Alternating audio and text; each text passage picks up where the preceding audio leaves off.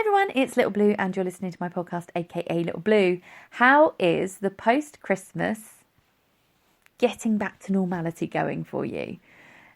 I actually know what day of the week it is today and I feel amazing for it. Isn't it ridiculous? Yesterday, no clue. Had to refer to the TV guide. Today, I'm all clued up. And I spent my morning just sorting out the gift bags and the plastic bags of presents and stuff that we've been given, putting everything away, folding up the gift bags, putting them away. I've got like a gift bag full of gift bags, basically. I like to keep hold of them because then I can distribute them to other people throughout the year, recycle them and all that. And Baby Blue's toys are all away, the books are all away, my smellies, I've got a lot of smellies, they've all gone away. I've started using the candles I got for Christmas, been burning them today. And I've set up a little hamper of all my bath bombs that I was given because I love bath bombs. So lots of people have got me bath bombs and smellies, which I love. But I've made the mistake of putting it next to my chair in the living room. So burning my new Yankee candle that my cousin got me, mixing in with all the Lush bath bombs I've got in there, it's not a great plan. So I need to move those. Possibly put them in the bathroom or maybe in my bedroom. So it will smell a bit nicer in there. But a little life hack actually for you. If you have got a newborn baby, obviously they do stinky nappies occasionally. And when Baby Blue was a baby, I had a massive bag of bath bombs because one of my best friends used to work for Lush. And she would always buy me them as presents and stuff because she'd get really good discount. And when Baby Blue had a dirty nappy, the smell of the bath bombs would cover the smell of the dirty nappy. So I would always keep them next to her changing table. So there's your life hack. If you have a newborn baby, get yourself a couple of Lush bath bombs and keep the bag next to your changing table where you change their bum. And honestly, it covers the smell. You take the nappy out, you throw the nappy away, and that smell sort of lingers for a bit, doesn't it? But with the Lush bath bomb in the room, really doesn't. It's fantastic. Great air freshener. Little life hack for you there.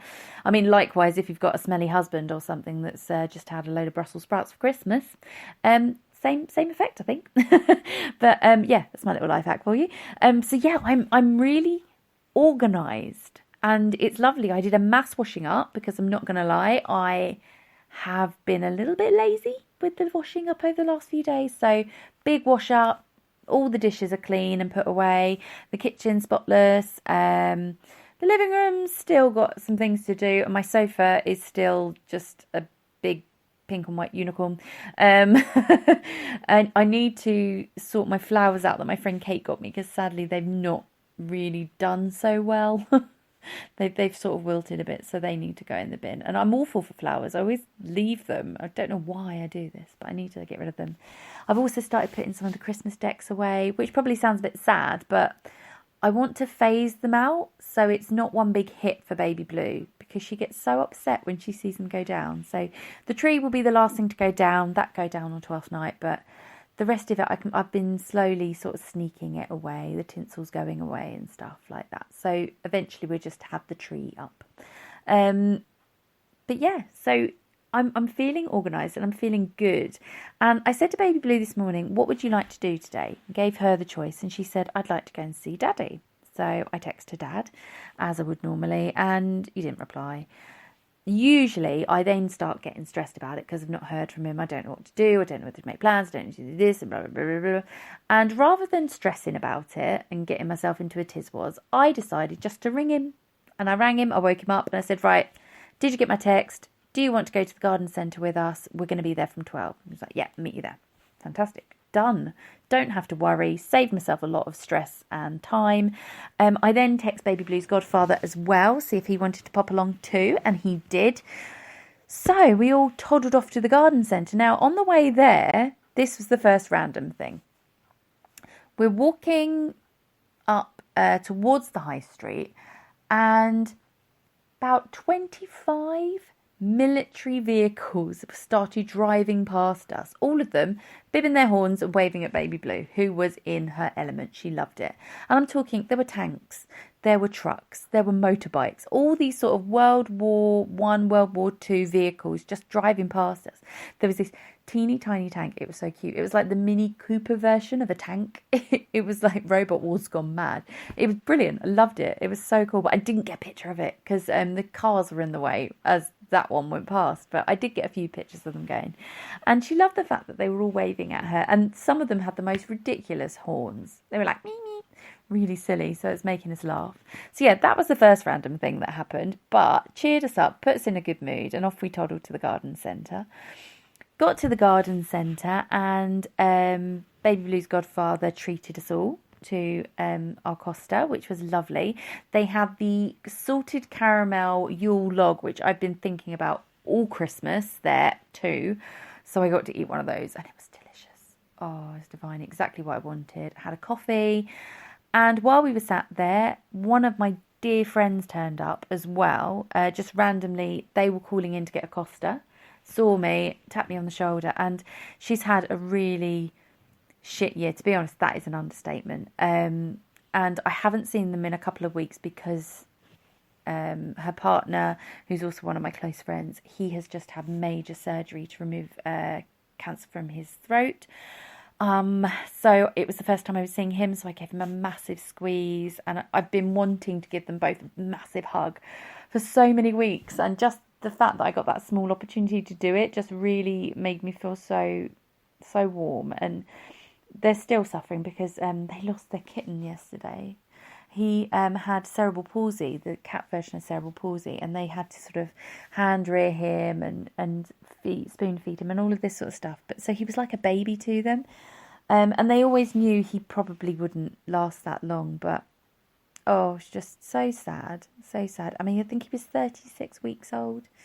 And yeah, so they're all absolutely devastated about that. And I think they were off to put some flowers on her partner's dad's grave. So just not a good time for them. So the fact I could just be there, give them some face-to-face advice and give her a massive hug, because I've just been dying to do that.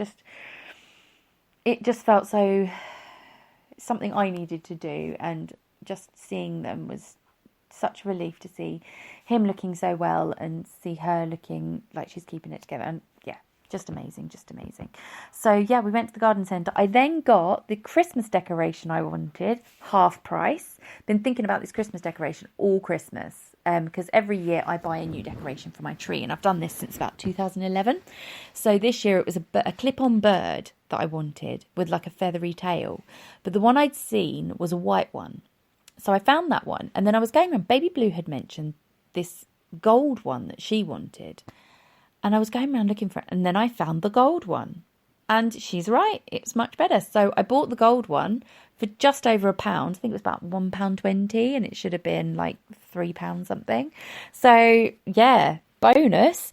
I also got Baby Blue a unicorn biscuit, so that's a little treat that she can now have tomorrow.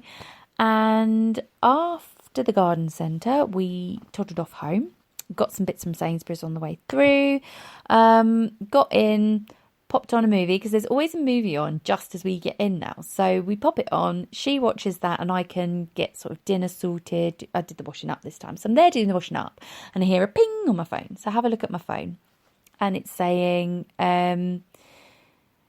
we've got some spare tickets to Panto tonight. Would you like to come? I was like, oh, okay, yeah, sure. What time's the Panto? 5 o'clock. Look at the time. 4:30.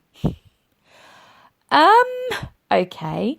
So it takes 20 minutes for me to walk to the theatre from where we live. I'd started cooking the dinner. The pasta was already done. The sausages were done. So I literally had the sauce to do. And I was like, okay. Agreed to go to the Panto. Said to Baby Blue, would you like to go to Panto? She's like, yep. I went, right, can you put your coat and shoes on? She did it. Amazing, without any question or whatever. And I quickly scooped some of the pasta out, popped it in her lunchbox, chopped up one of the sausages, put that in her lunchbox, got some cheese, put that in her lunchbox. That then went in my bag. I grabbed a packet of hula hoops and a drink for her. And we literally got our coats and just went down to the theatre. Made sure I turned off the oven first as well. It was one of those things where I had to physically do it. Like, know I'd done it before I'd even left the house, because I knew it would be something I forgot otherwise. Turned everything off and off we trotted. And we got there with 5 minutes to spare.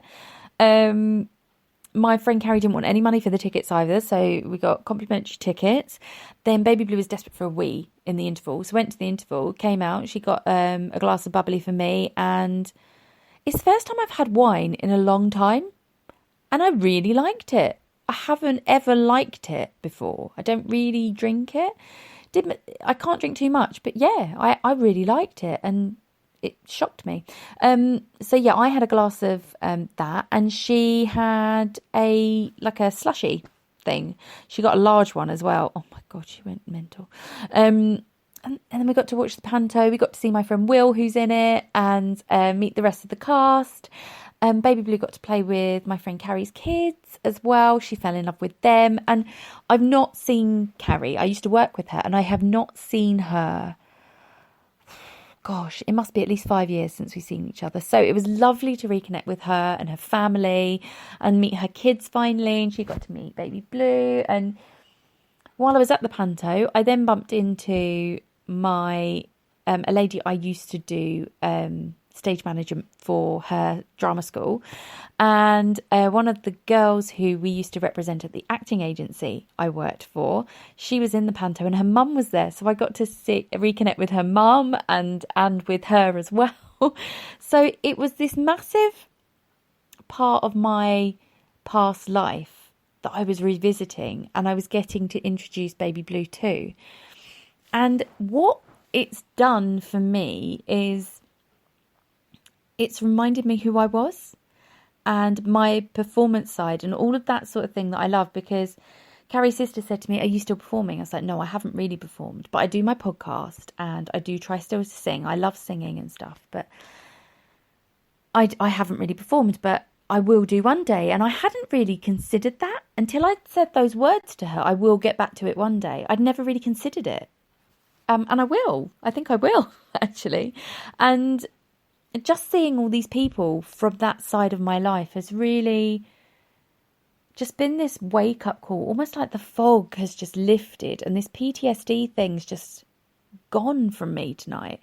And all those issues I was having are just clear, and I feel motivated to do all the things I was scared to do and think, why the hell was I scared to do them? I've just got to do them, just get on with it. And I've got this drive to make next year just bloody awesome and to really just push myself to the next step of changing my stars, because I've got to this stage now where, yes, I've got a house, I've got security, I've got a job, I've got all this, but I need to push it forward now. I need to go beyond that and have that sort of final financial security. So if something does go tits up, I've got the money to pay for it. I've got the means to do it, and the means to be able to have a social life and to be Claire again, not just Baby Blue's mum. And that's what I loved about it. So basically, going around all the houses, but the point I would like to make today is, if you are spontaneous at times and you take opportunities when they arise, it can really be completely unexpected, and something that you think is going to be fun is so much more fun than you could ever have imagined, and just can do so much for you. Like right now, I've got that feeling that you used to get when you were a kid and you'd go out on a day trip with your parents, like to London or to the zoo or to a theme park, and you just go to bed and you're like, that was a good day, and you just feel so good. That is how I feel, and I've not felt like that in so long, and I'd forgotten how to feel like that. It almost feels. And so, yeah. So what I want to say is, if you are positive, you are optimistic, and you take opportunities, say yes to little things. They can just have the complete unexpected and wonderful effect on you. And it's just changed everything for me today. And I'm so, so glad I didn't just say, well, I've just cooked the dinner. I've only got half an hour. Oh, I can't be bothered. I'm not going to go. I'm so glad I just stopped everything and went. because it's just changed everything. Anyway, nearly out of time, so I'm going to say goodnight. I will see you tomorrow. Take care of yourselves, everyone.